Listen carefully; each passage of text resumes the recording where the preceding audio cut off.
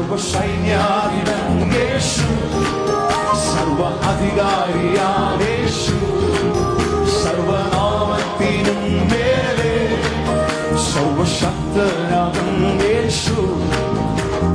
രാജാതിരാജന് കർത്താതി കർത്തന് താൻ മാത്രം അമർത്യത ഉള്ളവനെ, വീരനും ദൈവമേ അത്ഭുത മന്ത്രിയെ യാഹേ യുദ്ധം അങ്ങേക്കുള്ളത്. വീരനും ദൈവമേ അത്ഭുത മന്ത്രിയെ യാഹേ സർവസൈന്യാധിപൻ യേശു, സർവ അധികാരിയാം യേശു, സർവനാമത്തിനും മേലെ സർവശക്തനാകും യേശു.